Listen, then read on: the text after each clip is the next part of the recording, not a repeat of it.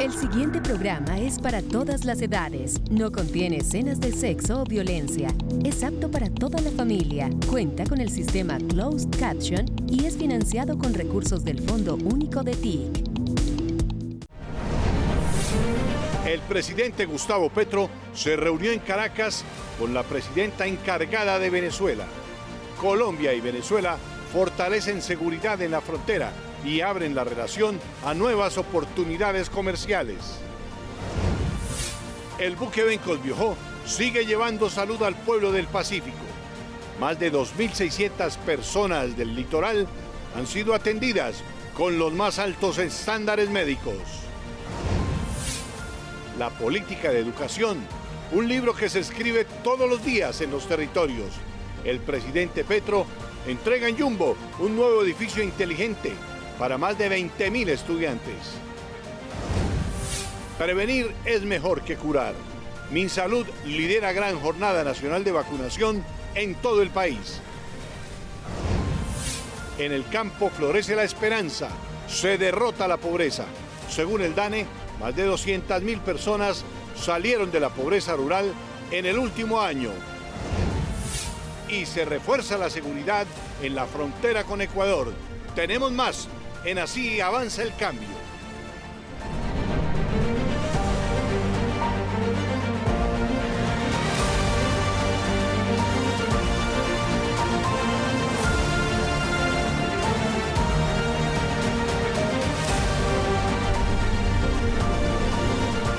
¿Qué tal? Bienvenidos a Así Avanza el Cambio, el informativo de la Presidencia de la República, donde les contamos cómo avanzan las transformaciones en todo el territorio. Francisco, es un gusto saludar. Lo mismo, Saji, un recorrido por las regiones, las decisiones del gobierno y las historias que muestran la profunda transformación de Colombia.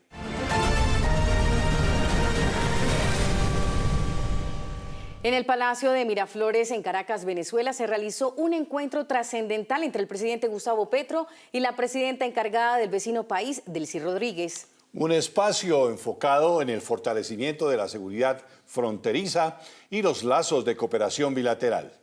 Con una agenda basada en asuntos fronterizos, migratorios y consulares, además de abordar temas como educación, cultura, ambiente, salud, seguridad, turismo, entre otros, el presidente Gustavo Petro se reunió el pasado viernes en Caracas con la presidenta encargada de Venezuela, Delcy Rodríguez, con el objetivo de fortalecer las relaciones y trabajar en la seguridad fronteriza. Comenzar en concreto, y lo hemos hablado hoy, por una liberación de los pueblos, configurar un esfuerzo común, coordinado a fondo, para liberar a los pueblos de la frontera de las mafias. Frente a este tema, el mandatario de los colombianos resaltó que la frontera solo debe ser de los pueblos y añadió: Y por ahí, por esa liberación de los pueblos a fondo, lo cual implica acción militar, acción policial, acción social, podremos restablecer los caminos concretos de la integración entre nuestras dos naciones. Asimismo, evidenció que este paso abre caminos a la integración alimentaria. Para garantizar la seguridad nutricional de toda la niñez, de los nuevos bebés que están por nacer, de la ciudadanía toda. Con este anuncio, el presidente Gustavo Petro también mencionó que los nuevos modos de energía son el paso a la construcción de una democracia global. Los nuevos modos de energía que yo trato de impulsar en mi propio país pueden traer paz, pueden traer la construcción de una democracia global, de una humanidad hermana. Por su parte, la presidenta encargada de Venezuela, Delcy Rodríguez, destacó el encuentro como un paso clave en la construcción de la relación bilateral con Colombia tras la reapertura de la frontera en 2022. Además, aseguró que el comercio entre ambos países sigue en recuperación y que el año pasado alcanzó los $1.200 millones. Ahora pasamos a territorio nacional con información sobre los avances en el campo colombiano. Sigue la cosecha de la reforma agraria. Esta semana, con la presencia del presidente Gustavo Petro, la Agencia Nacional de Tierras entregó en Puerto Boyacá 5.300 hectáreas recuperadas de manos del narcotráfico y las economías ilícitas. Más de 100 familias campesinas y víctimas del conflicto en el Magdalena Medio se beneficiarán de estas tierras productivas. Hoy podemos ver que se le llega la realidad a 28 familias de nuestra comunidad negra. Nuestras comunidades negras, afrocolombianas, raizales y palenqueras tengan por fin un pedazo de tierra para poder cultivar. Desde el Magdalena Medio, el presidente Gustavo Petro envió un mensaje directo a las organizaciones criminales que aún persisten en la violencia y aseguró que la verdadera seguridad nacional se construye con la vida y justicia social y no con la muerte que por décadas ha golpeado a la región. A quienes todavía portan fusiles por ahí les digo, aquí está la salida. Dejen de agarrarse con Trump, que él nos manda misilazos. Y no es bueno. Podemos trabajar en paz y que no tenga riesgo nuestros hijos y nuestras hijas, como no pudieron decir las madres que aquí han hablado, no tengan riesgos de morir por la mano de otro o de otra, sino que el homicidio desaparezca en Colombia y la violencia, y nos podamos morir de viejos, criando a los nietos, y esos nietos puedan tener esperanza en vivir en el país más hermoso de la tierra. Hace un año, el gobierno declaró al Magdalena Medio como núcleo de la reforma agraria. Desde entonces, cerca de 17.000 hectáreas han sido entregadas en diferentes municipios históricamente golpeados por la violencia. Hoy, en Puerto Boyacá, antes identificado como símbolo del paramilitarismo y la guerra, es presentado como la capital de la reforma agraria y de la transformación rural en Colombia. La tierra y el agua no pueden ser del narcotráfico. No pueden ser de los señores de la tierra, que no la producen. Tienen unas ganaderías, unas vacas gordas, toros gordos, indudablemente, pasean por ahí en hectáreas y hectáreas, pero la tierra fértil debe ser del campesinado para producir alimentos. Y eso venimos a hacer aquí, entregarle la tierra que fue de los narcos y que se estaban robando los políticos y los funcionarios del Estado, y los nuevos narcos también, al campesinado trabajador de Colombia y aquí de Puerto Boyacá, capital de la reforma agraria. La transformación efectiva de esta región demuestra y manifiesta que hoy Puerto Boyacá, señor gobernador, es la tercera entidad territorial con más tierra entregada en Colombia. En los últimos días, la Agencia Nacional de Tierras recuperó además otros 21 predios en Puerto Boyacá que suman 1.872 hectáreas en una ofensiva para fortalecer la presencia del Estado e impedir que los violentos ejecuten una campaña de contrarreforma agraria.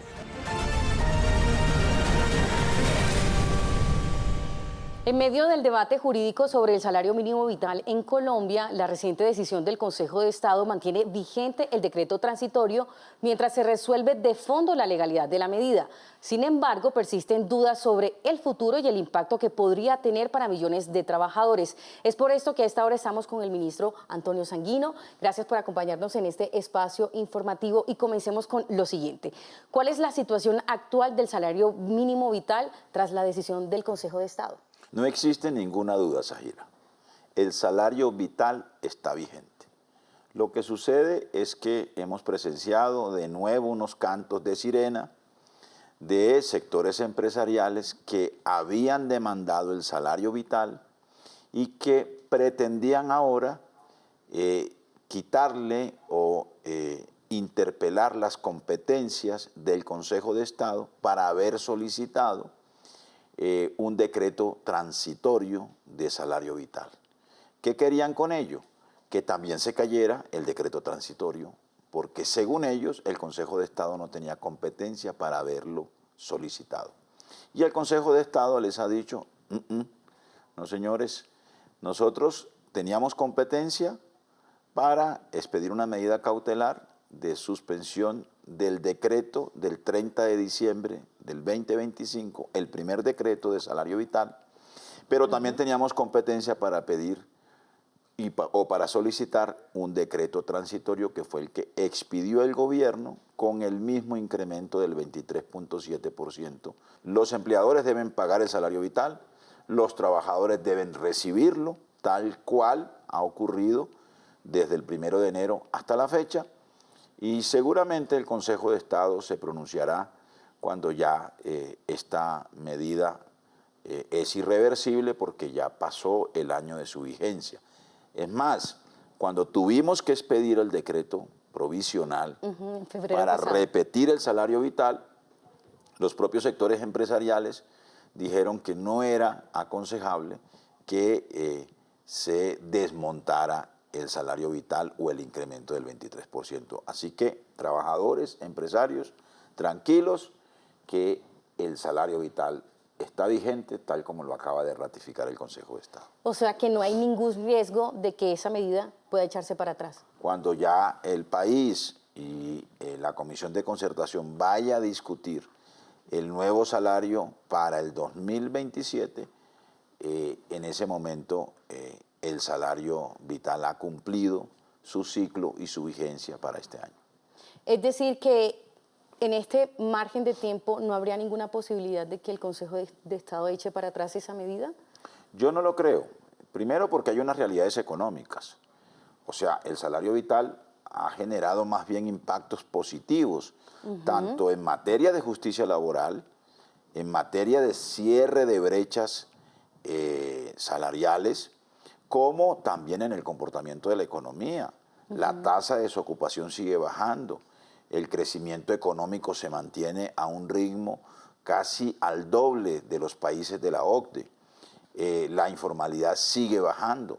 Es decir, todos los indicadores macroeconómicos y todas las señales que nos envía la economía colombiana indican que el salario vital no ha sido negativo, no es inflacionario y más bien por el contrario está generando una demanda agregada y un dinamismo de la economía que se traduce en más y mejores empleos para los colombianos. Que de hecho la pobreza multidimensional bajó a un dígito y También. mucho gracias al salario vital.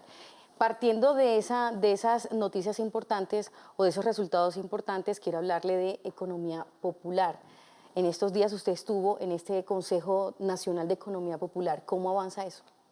Bueno, existe un Consejo de Economía Popular creado en este gobierno en el marco del Plan Nacional de Desarrollo, artículo 74. Reúne a todas las instituciones del Estado y a todos los sectores de la economía popular, social y comunitaria. Es un consejo que se constituye en un escenario de concertación para que la economía popular no sea una economía marginal, no sea una economía residual, sino que sea una economía que tenga el mismo nivel de importancia de la economía formal y de la gran economía o de la economía del gran empresariado en el país. Y este gobierno, el presidente Gustavo Petro, le va a dejar a esa economía popular un plan decenal, es decir, un plan a 10 años de consolidación de esa economía para que tengan mejor acceso al crédito, para que sustituyan el gota a gota, para que tengan mejores posibilidades de inversión en bienes de capital, en tecnología, en inteligencia artificial, para que además puedan avanzar en su formalización. El 90% de esa economía popular son 5.200.000 pequeños negocios. Van desde el tendero, desde la persona que tiene una pequeña ferretería en el barrio, ¿no?, hasta los vendedores ambulantes, las personas que tienen actividades productivas en la calle o que desarrollan actividades productivas en su casa, que hacen empanadas, que hacen arepas, que venden mango en la calle, que venden productos de todo tipo, que se ven beneficiados también con el salario vital. Exacto. Porque los trabajadores que se ganan un salario mínimo, que son 2.500.000, y los que se ganan entre 1 y 2 salarios mínimos, que son 6 millones, reciben los primeros 800.000 millones de pesos al mes de demanda agregada, que puede ser un consumo multiplicador. ¿Dónde compran esos trabajadores? No compran en Miami, ni en Nueva York, ni en Londres, ni en Madrid. Compran en la esquina del barrio, en el supermercado del barrio, en el centro comercial de la localidad o en los corregimientos, también en las zonas rurales, le compran al campesino. Que vamos a dejar un plan decenal para esa economía popular. El 90% de esos trabajadores son trabajadores de cuenta propia, pero hay que garantizarles una base de protección social para que no estén en la informalidad. Y vamos a dejar un documento COMPES, que es otra hoja de ruta. Esos dos instrumentos, sobre todo el plan, lo vamos a aprobar en un gran encuentro de la economía popular el próximo mes de mayo en la ciudad de Ibagué, con presencia del presidente de la República. Van a asistir entre 4.000 y 5.000 integrantes o ciudadanos que están vinculados a la economía popular en todo el territorio nacional. Entonces, plan decenal y COMPES para la economía popular y para la asociatividad de nuestro país. Ministro, gracias por acompañarnos en este espacio informativo. A ti, muchas gracias, Zaira. Francisco siga con más información. Gracias, Zaira y señor ministro del Trabajo. Ahora hablemos de energías limpias. Colombia lidera la agenda de transición energética global. En Santa Marta inició la primera conferencia para la transición más allá de los combustibles fósiles. Un espacio que busca construir rutas hacia un futuro energético sostenible. El mundo no necesita más promesas, necesita acciones. Colombia y los Países Bajos toman la iniciativa y anuncian la primera conferencia para la transición más allá de los combustibles fósiles. En abril de 2026, Santa Marta, donde las montañas abrazan el mar, se convierte en el punto de encuentro. Allí la ciencia se transforma en hechos de la mano de la gente.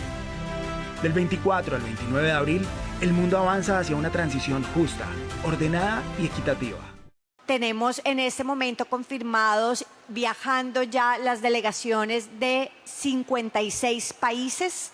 Entre esos 56 países, la distribución continental me parece muy relevante. Estamos hablando de cerca de una tercera parte de esos representantes vienen de Europa. Estamos hablando también de que 20% estarían viniendo de la región de América Latina y el Caribe, 16% de África, 12% de Asia, y tenemos también una participación importante de Oceanía, 15%, y ahí clave que vienen también representantes de las islas del Pacífico, además de Australia, que es uno de los países que será copresidente de la COP31. Tenemos también representantes de las entidades de las Naciones Unidas, distintas de sus agencias, y las presidencias tanto de la COP30 como de la COP31.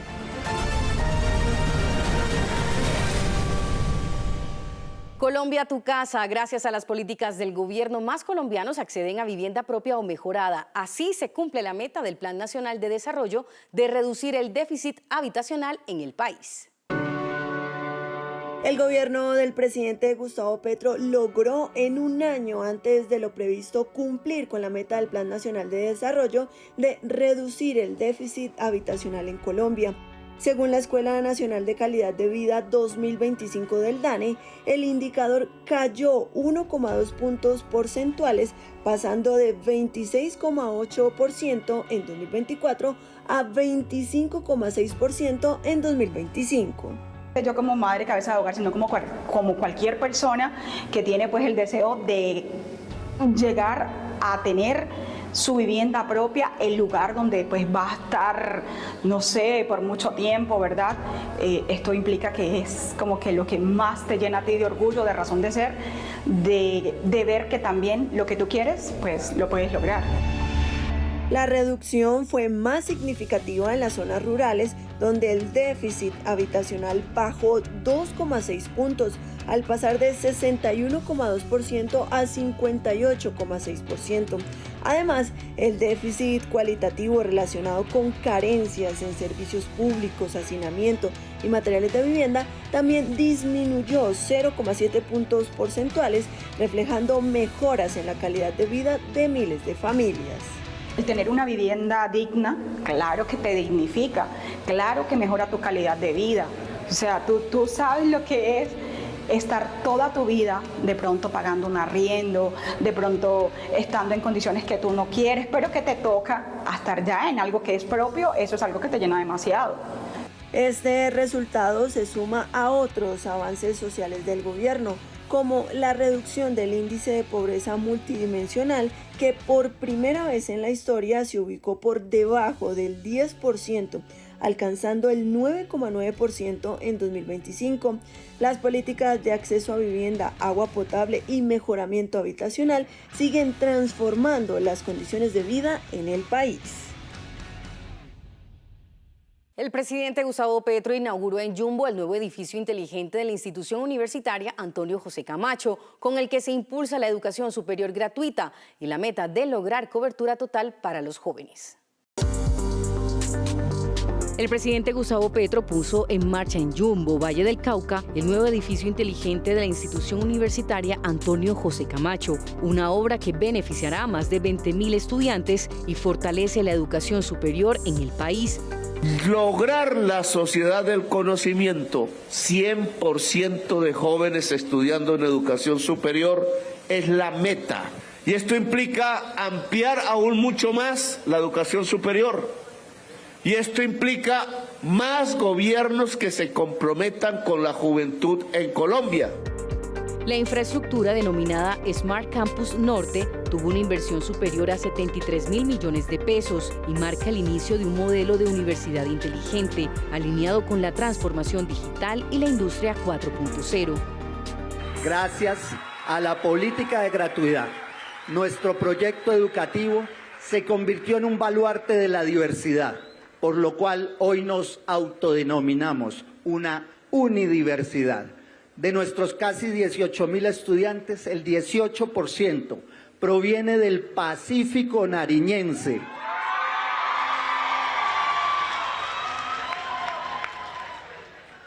Una cifra similar proviene del Cauca.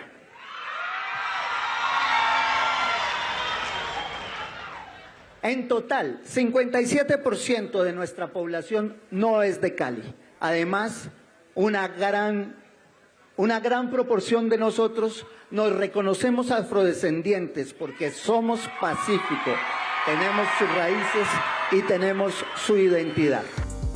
El gobierno ha destinado más de 299.000 millones de pesos en gratuidad para esta institución, beneficiando al 99,7% de sus estudiantes y ampliando el acceso a la educación en el Valle del Cauca. Todo el Valle del Cauca entraron hasta el momento, hasta que se fijan estas cifras, 17.122 nuevos estudiantes a la educación superior.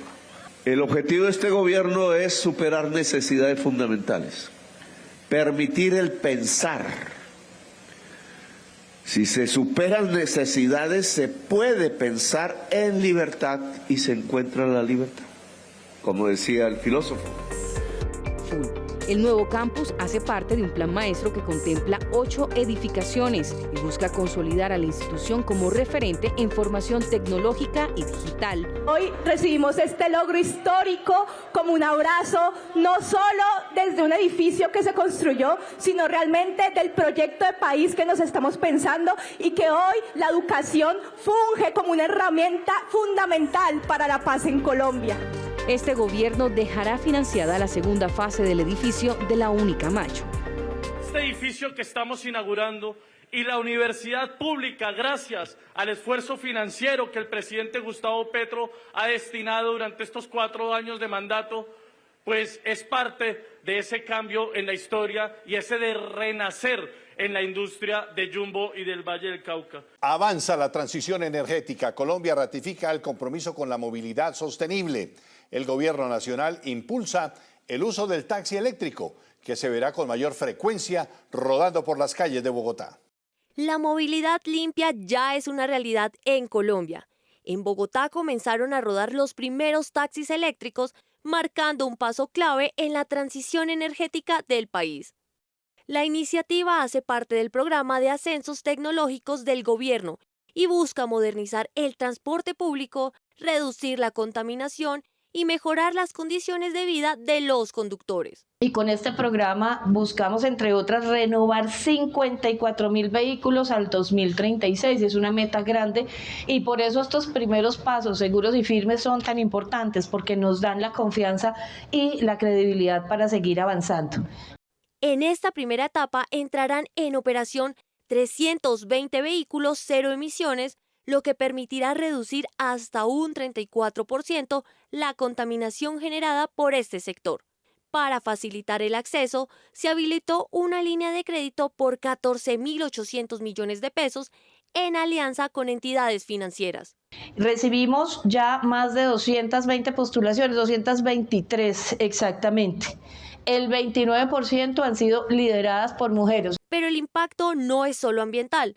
Para los taxistas, el cambio también significa ahorro. Al no usar gasolina y requerir menos mantenimiento, los conductores podrán mejorar sus ingresos diarios. El gobierno anunció que el programa se extenderá a otras ciudades del país con el objetivo de que más transportadores puedan acceder a esta tecnología. En su primera misión, el buque Hospital Bencos Biojó atendió a más de 2.600 personas en el litoral pacífico, llevando salud a comunidades históricamente apartadas. En su primera misión, el buque Hospital Bencos Biojó llevó atención médica a zonas históricamente olvidadas del Pacífico colombiano, beneficiando a más de 2.600 personas en solo 10 días.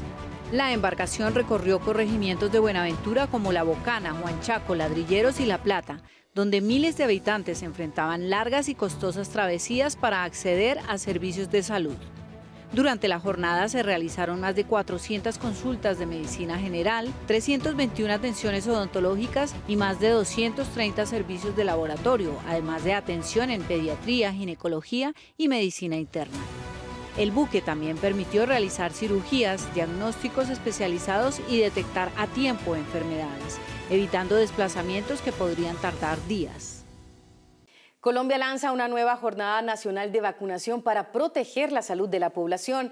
El Ministerio de Salud y Protección Social anunció que esta se realizará entre el 25 de abril y el 2 de mayo en el marco de la Semana de Vacunación de las Américas. La estrategia busca hacer frente a las enfermedades como el sarampión, la fiebre amarilla y la tos ferina, además de prevenir el aumento de enfermedades respiratorias.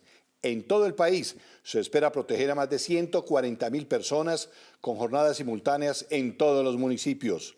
Como novedad, se realizará una vacunatón nocturna el 30 de abril con atención entre las 5 de la tarde y las 9 de la noche para facilitar el acceso de quienes no pueden asistir durante el día.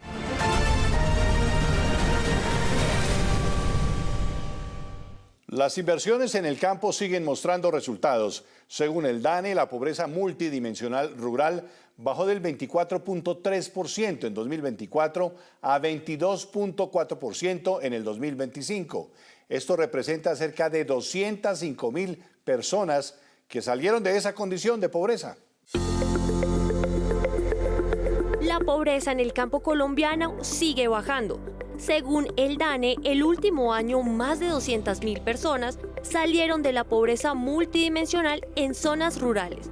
El indicador pasó de 24,3% en 2024 a 22,4% en 2025.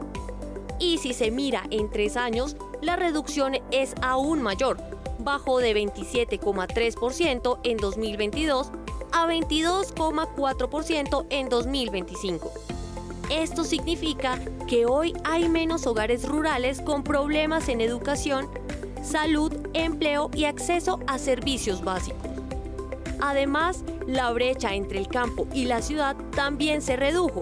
Pasó de 19,3 puntos en 2022 a 16,1 puntos en 2025, el nivel más bajo en más de una década. De acuerdo con el gobierno, esos resultados están relacionados con la reforma agraria y con mayores inversiones en el campo. De los 15 indicadores que miden esta pobreza, 12 mejoraron, especialmente en acceso a agua potable, educación y asistencia escolar. Por regiones, 20 departamentos lograron reducir la pobreza rural con mayores avances en Vichada, norte de Santander, Córdoba y Nariño.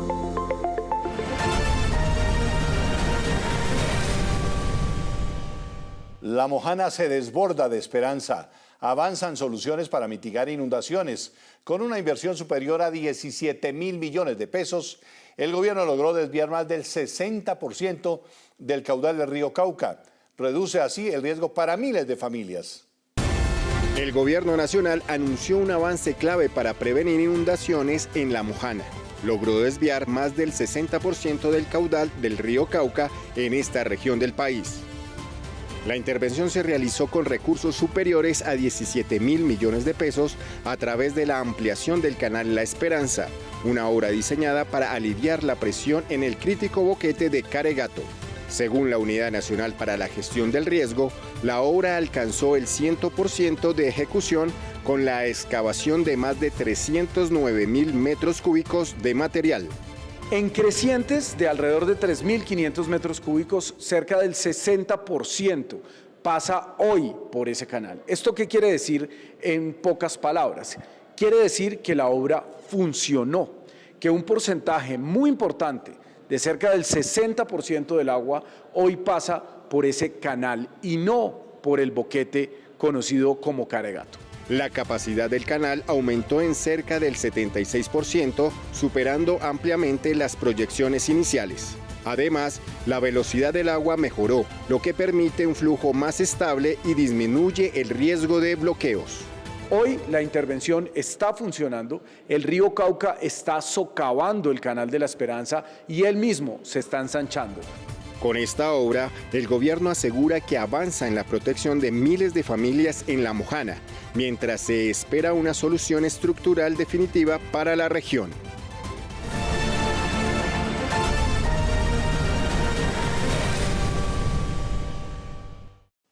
En el suroriente del país, los logros del gobierno transforman vidas. Las cifras son elocuentes. La Amazonía fue declarada libre de gran minería e hidrocarburos, protegiendo a más de 483.000 kilómetros cuadrados. El PAE creció 146%, beneficiando a miles de estudiantes. Más de 6.700 familias protegen 281.000 hectáreas con el programa Conservar Paga. Más de 600 equipos básicos de salud recorren este territorio. Más de 4.000 millones de pesos invertidos en titulación de vivienda. Y más de 242.000 millones de pesos en vivienda rural y urbana. Así se construye una Colombia de oportunidades. En desarrollo del diálogo de paz territorial en Nariño, el gobierno y la Coordinadora Nacional del Ejército Bolivariano acordaron la implementación de 2 zonas de ubicación temporal en el Putumayo y en Nariño. El acuerdo se logró en medio de tensiones por el compromiso del grupo armado frente al tema de sustitución de cultivos.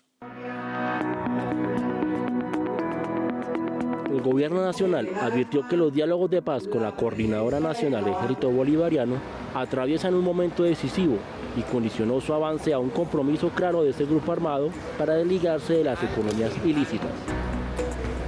Nuestra expectativa es que los diálogos produzcan unos resultados tangibles, concretos, que puedan ser verificados, y todo esto con el fin de que este esfuerzo se traduzca en un beneficio directo para las comunidades del territorio.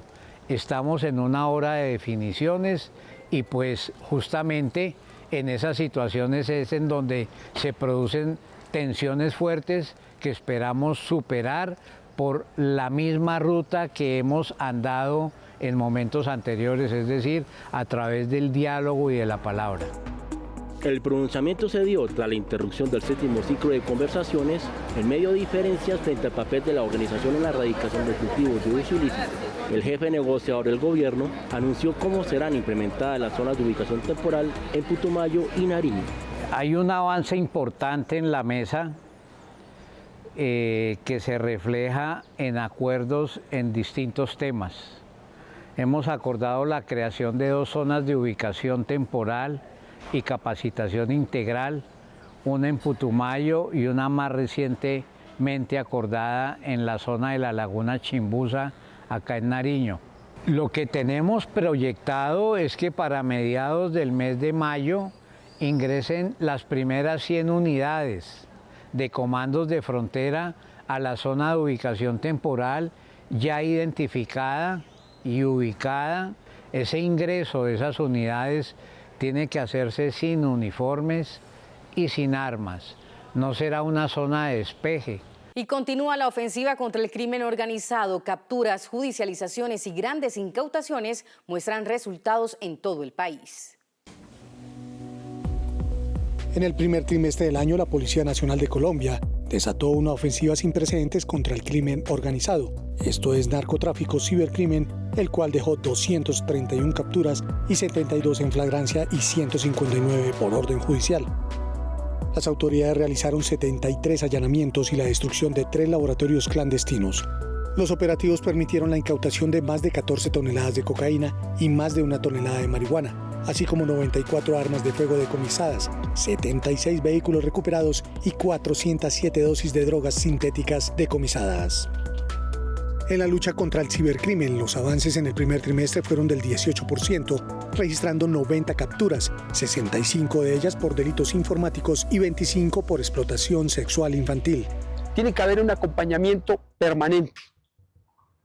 Tienen que estar pendientes de los mensajes dudosos que llegan a los dispositivos electrónicos.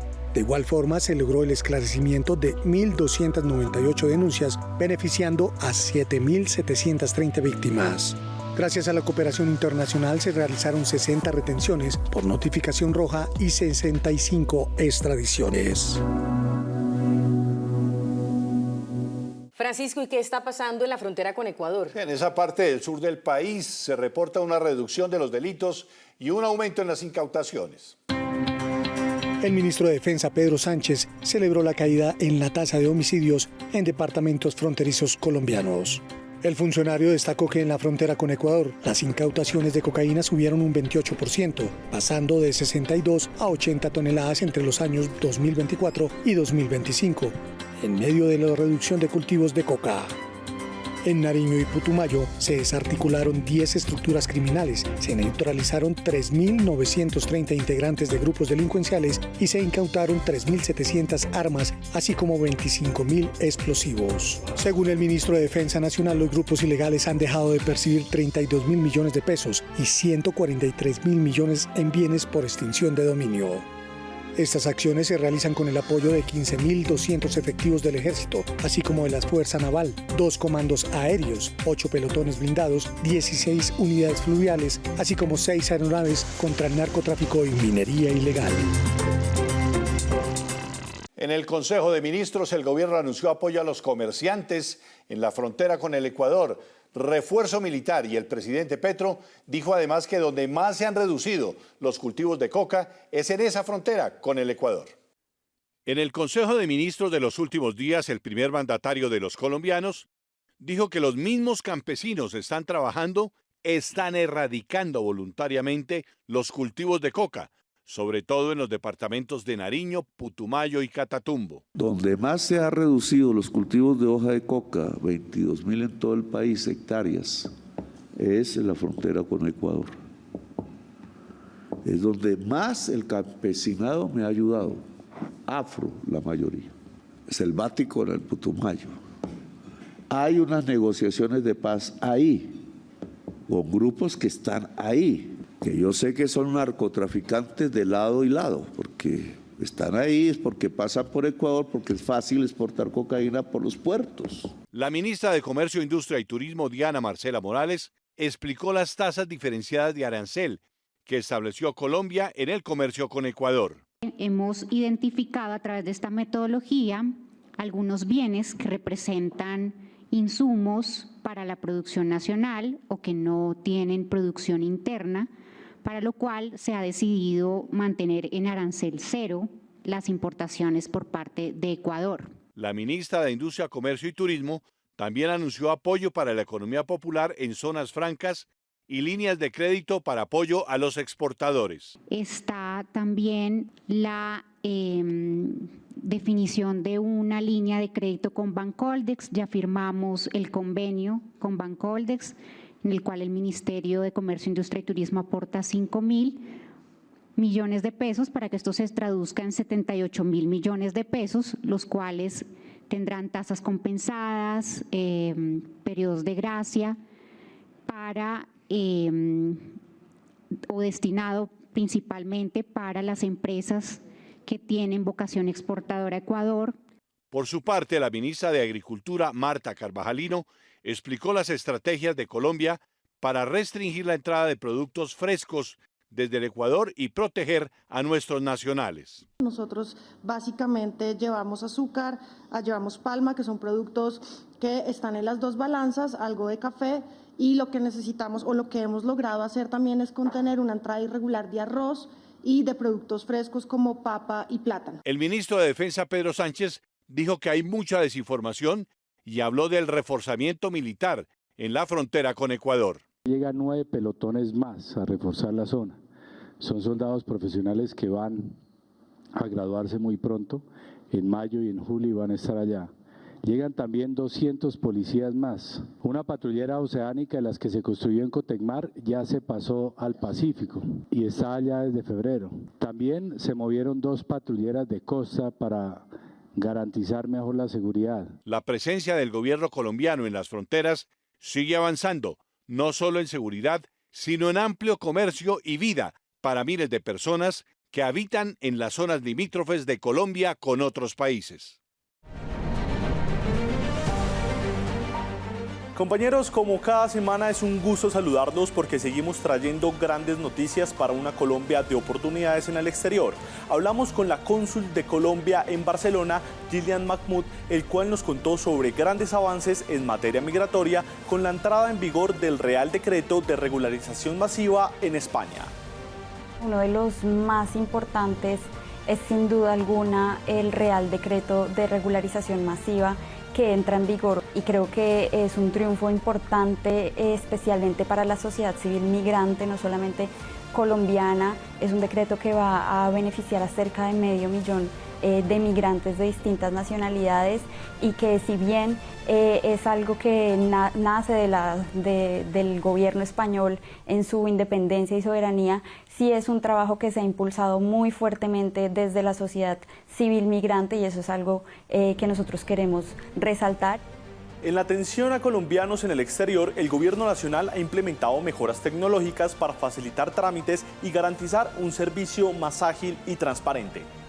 Nuestra canciller Rosa Yolanda Villavicencio logró inaugurar justamente con España en primer lugar, que es uno de los países que más migrantes colombianos tiene, esta nueva plataforma de citas con un sistema de autentificación biométrica que impide la cooptación por parte de intermediarios inescrupulosos que se aprovechan de la necesidad de los migrantes. Ha habido otras mejoras tecnológicas como la tramitación del pasaporte online, los pasaportes que se vencen a partir de noviembre, que se tramitaron a partir de noviembre de 2017, se pueden renovar totalmente online sin necesidad de acudir a los consulados. Y por primera vez se impulsa una política de consulados más abiertos y participativos, que fortalece el vínculo con la comunidad colombiana en el exterior. Por primera vez en este gobierno, los consulados abrieron un programa de subvención de proyectos para las asociaciones colombianas con participación directa de las asociaciones, donde son ellos quienes formulan, quienes proponen y quienes ejecutan sus proyectos, y donde hay toda una línea de financiamiento para las distintas iniciativas de la sociedad civil organizada en el exterior, y esto es algo que nunca antes ningún otro gobierno había hecho.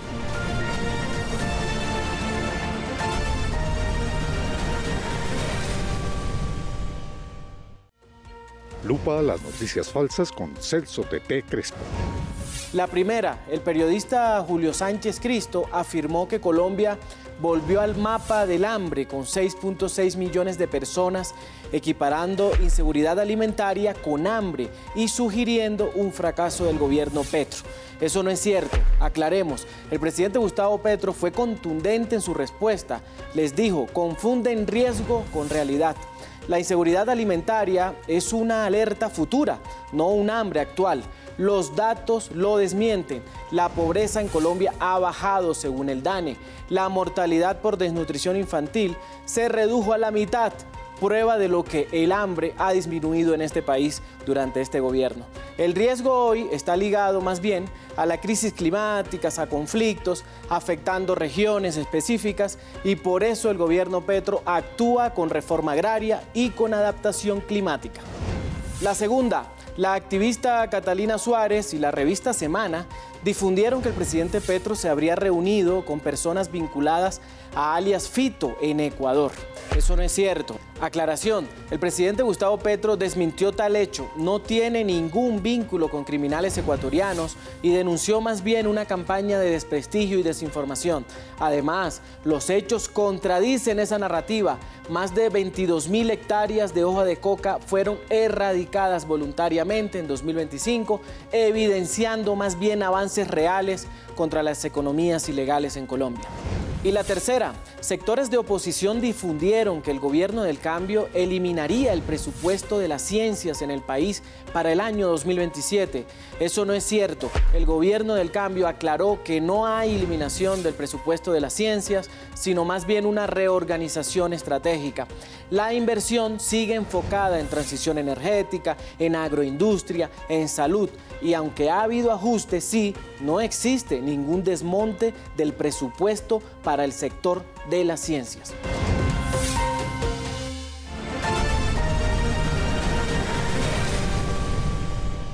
El Gobierno Nacional expidió el decreto 0415 de 2026 que reglamenta el traslado de recursos desde los fondos privados hacia Colpensiones para quienes decidieron cambiar de régimen pensional. La norma establece que las administradoras de fondos de pensiones deberán transferir la totalidad de los ahorros, incluidos los rendimientos financieros. Según Asofondo, cerca de 120.000 personas se acogerían a esta medida con recursos que alcanzarían los 25 billones de pesos. El traslado se hará en 2 etapas, el 50% en un plazo máximo de 20 días y el restante en los 10 días siguientes. El presidente Gustavo Petro aseguró que los ahorros pertenecen a los trabajadores y reiteró que Colpensiones no financia al gobierno, sino que recibe recursos públicos para garantizar el pago de las pensiones.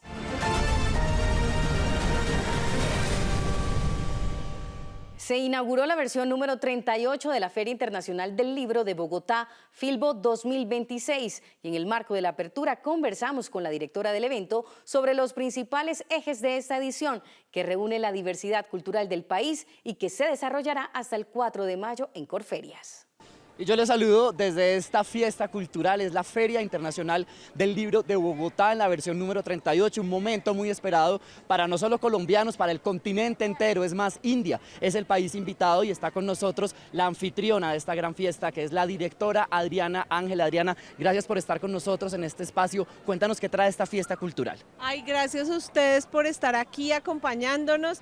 Pues arrancamos el 21 de abril, vamos hasta el 4 de mayo con India como país invitado de honor en este pabellón que trae una gran muestra literaria. Vamos a conocer de su cultura, su gastronomía, vamos a conocer más acerca de este país que este año tenemos como invitado. Además, vamos a tener a Boyacá todos estos días como departamento homenajeado. Toda su cultura también, su riqueza artística va a estar presente en la Filbo.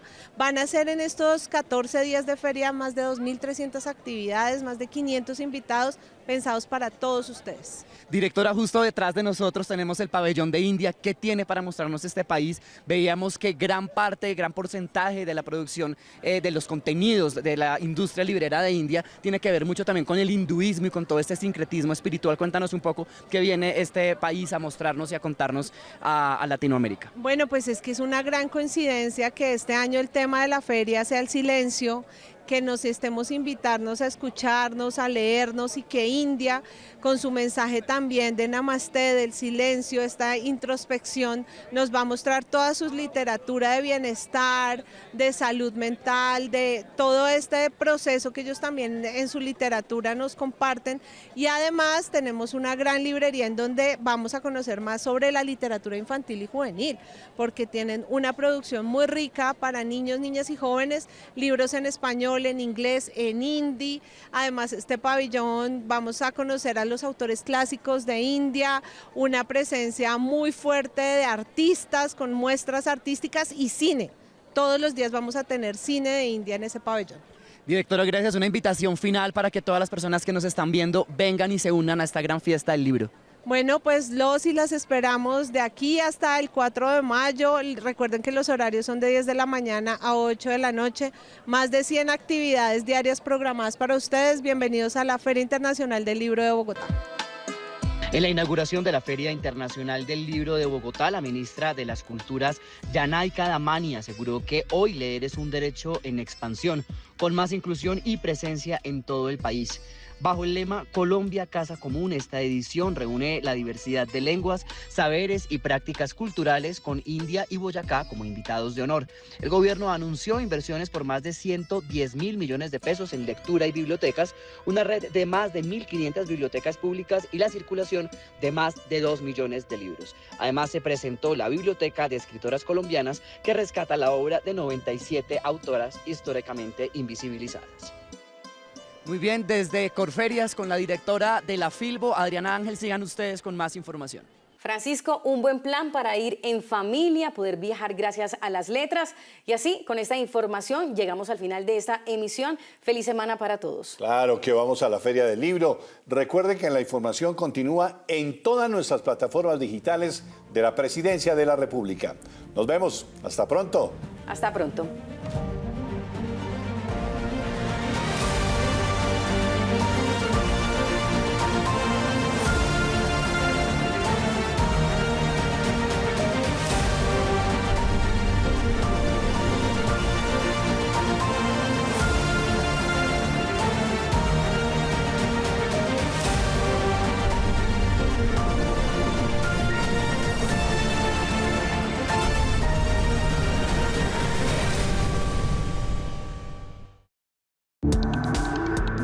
Este contenido fue financiado con recursos del Fondo Único de TIC.